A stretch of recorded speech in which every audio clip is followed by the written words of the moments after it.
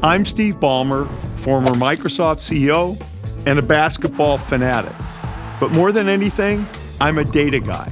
That's why I created USA Facts, to bring you unbiased and nonpartisan government data on issues impacting the lives of Americans. I'll share with you the facts and data, all from our government. You make up your own mind. In this episode of Just the Facts, do you qualify? A look at government support in America. The federal government spends a lot of money, $6.8 trillion in 2024. There's a whole set of government programs that support people based on their income. These are called means-tested programs. In this video, we're going to walk through the major means-tested programs that touch millions of lives through healthcare, cash, food, housing, and education assistance. Not all of these programs use the same income limit. Some, like Pell Grants or the Child Tax Credit, help people who are well above the poverty line. Others, like SNAP, which is also known as food stamps, and Medicaid, are focused on people living much closer to the official poverty level. The federal government sets some ground rules, but states also get to send additional rules that impact who gets help and how much they get. How does the government decide what counts as being in poverty? The government uses a formula called the official poverty measure. If your income falls below a certain threshold, you're counted as living in poverty. The number gets adjusted for inflation, but does not consider local differences in cost. Each year, the Department of Health and Human Services puts out poverty guidelines based upon that formula. These guidelines help decide who qualifies for programs like SNAP, Medicaid, Head Start, etc. In 2025, the poverty line for a family of four was $32,150. A lot of programs set their limits as a multiple of that number. For example, kids qualify for Medicaid if their family earns below 133% of that amount. So how many people fall below that line? Since the 1960s, the poverty rate has stayed between 10% and 15% of households. In 2024, it was 10.6%, or 36 million people. Poverty rates also vary by race and ethnicity. Poverty rates are higher amongst Black Americans at 18.4%, Hispanic Americans 15%, and Native Americans 19.3%. The non-Hispanic white population poverty rate is only 7.6%. However, non-Hispanic whites make up the largest share of those in poverty, about 40%, because they're also the largest racial and ethnic group in the United States at 57.5% of our total population. Let's look at some of the big means-tested programs. When it comes to health care, Medicaid and CHIP, which stands for the Children's Health Insurance Program, are the main ways the government helps low-income Americans get coverage. Medicaid covers low-income children and adults, pregnant women, people with disabilities, and seniors who need long-term care. CHIP helps kids whose family earns just a little bit too much to qualify for Medicaid. Since the Affordable Care Act, these states expanded coverage to include low-income adults without children, but the rules do vary. In 2024, 89 million people were on Medicaid and 7.2 million on CHIP, over 90 million total. Medicaid alone is actually the nation's largest insurer. Medicaid cost about $618 billion to the federal government in 2024, and CHIP adds another $19.9 billion. Together, that's close to $640 billion, 9% of the federal budget. Add in what the states contribute, and the program cost nearly $900 billion in 2023. That's the most recent year when full data is available, including the states. In many states, Medicaid is now the single biggest budget item, even bigger than K-12 education. Now let's talk about cash assistance. That is how the government puts money directly into people's pockets. These are 4 of the biggest cash assistance programs: TANF, or Temporary Assistance for Needy Families; the Earned Income Tax Credit, EITC; the Child Tax Credit, CTC; Supplemental Security Income, SSI. Whew! That's a lot of acronyms. TANF gives temporary help to very low-income families with kids. Temporary means families can only get it for up to 60 months total. To qualify, families need to meet strict income rules and have kids living at home. A family with 2 kids might get a few $100s a month. And nearly half of recipients are kids in child-only cases. I use quotations because it is meant for the child, but the payment actually goes to their guardian. In 2024, the whole TANF program cost the federal government $18 billion, and that's about 0.3% of the federal budget. Its funding hasn't changed much since the program started in the mid-1990s, so inflation has actually taken away nearly half its value. Only a portion of that, about 20 to 25% in the previous 3 years, is distributed as cash payments, reaching about 840,000 families, and the rest was distributed in other ways. States also have the flexibility to choose how to spend their TANF dollars and decide who is eligible, as long as the program locally aims to achieve the federally mandated goals. The EITC is another cash program.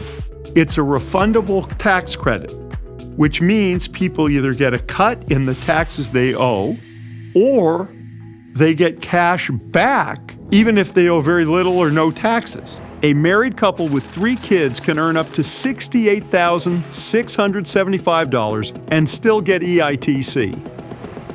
And about 15% of tax filers in the United States actually receive the EITC. In 2024, the EITC's refundable portion cost about $60 billion, which is roughly 1% of the federal budget. Then there's the Child Tax Credit. It gives families up to $2,200 per child. If you're single and earned under $200,000, or married and earn under $400,000, you can get the full CTC amount. Even families who owe no taxes can get up to $1,700 check per child as a refund. About 11% of filers receive this refundable part. In 2024, that cost the country $26 billion, which is around 0.4% of the budget. SSI is for people who are elderly, blind, or disabled and living on very low incomes. In 2025, a couple must earn less than $2,985 per month to qualify. As of 2024, about 7 million people received SSI, with average monthly payments of $692. Of those, about 84% were disabled and 16% were seniors. In 2024, SSI cost $59 billion, or about 1% of the federal budget. Together, these 4 cash assistance programs cost $163 billion, which is roughly 2.4% of the total federal budget. Let's move on to food. The government runs 3 main programs to help: SNAP, known as food stamps; WIC, for women, infants, and children; school meal programs. WIC helps low-income pregnant women, new moms, babies, and young kids. In fiscal year 2024, it cost $7.3 billion, less than 0.1% of the federal budget. School meal programs provide free or discounted lunches. About half of all public school students qualify. In fiscal year 2024, this cost $17.8 billion, less than 0.3% of federal spending. SNAP is the biggest program in the food area. It was started in 1964 and helps households making up to 130% of the poverty line. States handle the applications and distribute benefits. SNAP can be used for groceries, but not for things like alcohol, tobacco, or hot prepared food. To qualify, one must also meet certain work requirements. In 2024, SNAP served 41.7 million people, about 1 in 8 Americans, cost around $100 billion, had an average benefit of $188 per person per month, was capped at $994 per month for a family of 4. Most of the money in SNAP, 94%, goes to food benefits directly, and it takes 6% to administer and run the program. More than 1/3 of recipients of SNAP are children. SNAP is what the government refers to as a mandatory program. It grows or shrinks depending on how many people qualify. It grew a lot during the COVID pandemic. Let's talk housing. The government considers housing affordable if it costs no more than 30% of your income. But in 2024, 1 in 3 households paid more than that. For renters, it was even worse. Over half spent more than 30% of their income on housing. The Department of Housing and Urban Development, or HUD, runs 3 main rental assistance programs. They each cap what renters pay to 30% of their income. In one, renters find the place, and HUD and local public housing agencies pay 70%. In another, HUD works with landlords to keep certain units affordable. And some are actually public housing built by the federal government and run by local housing agencies. All told, 4.4 million households live in federally subsidized housing. Unlike SNAP, this program does not expand with demand. Getting into these programs can take a long time based on that. On average, a qualified applicant will sit on the wait list for 27 months. In 2024, HUD spent $52 billion on these programs, about 0.8% of the federal budget.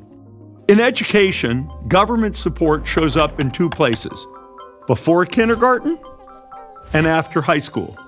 This video focuses on education programs that individuals qualify for, rather than ones like Title I that fund schools. Let's start with what is available after high school.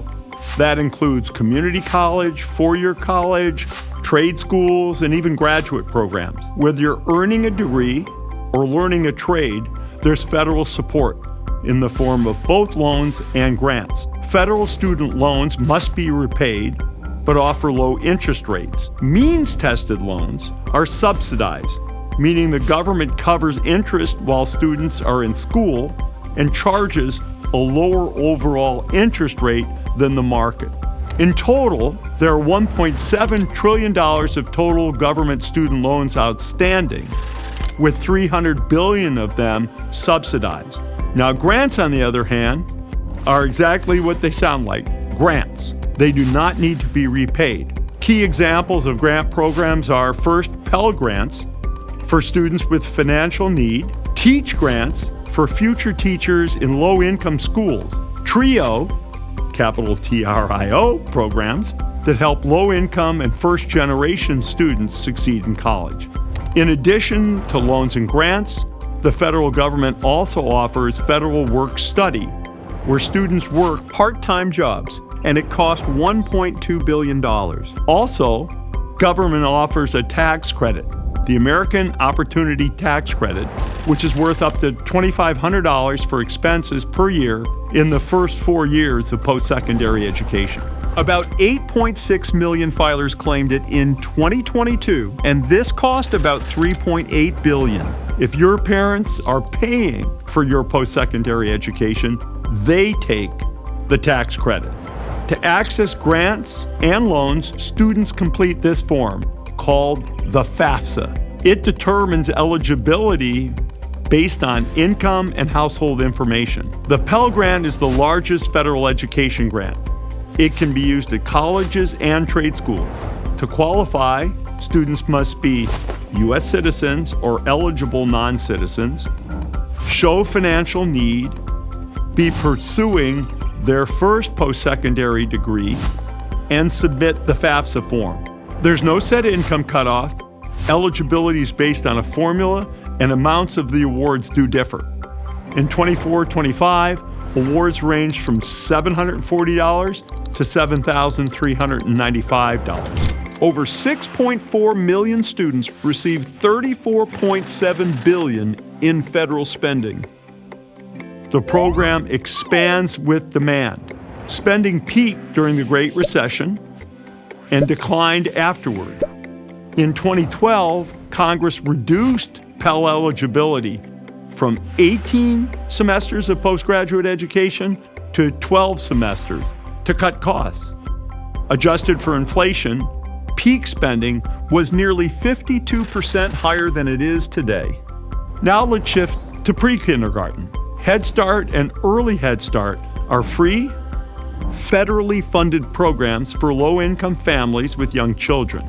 Early Head Start serves infants, toddlers, and pregnant women. Head Start serves children ages 3 to 5.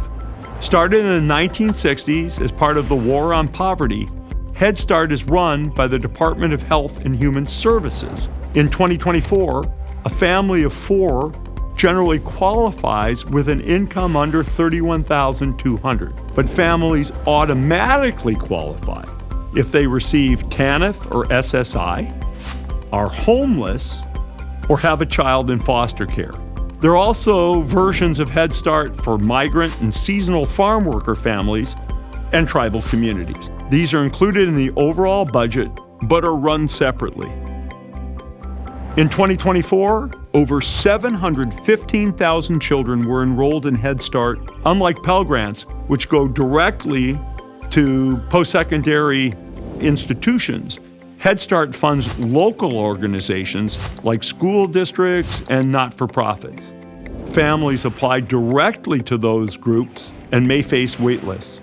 In 2024, the government spent $12.3 billion, about 0.18% of the federal budget, on Head Start and Early Head Start. That's how the federal government helps low-income families afford both post-secondary education and pre-kindergarten. All told, the means-tested programs we reviewed just now cost the federal government $1.1 trillion, or 16% of total spending. There are overlaps in who is helped, so there is no complete number on the millions of Americans that participate. In July 2025, Congress passed the Big Beautiful Bill, which made changes to many of these programs. We won't know the impact of these changes for a while. Many changes don't start until 2027. Every family has their own story of hope, dreams, challenges, and hardships. How much should the government assist in those dreams? That's for you to decide. Hopefully, this data will help you make up your own mind.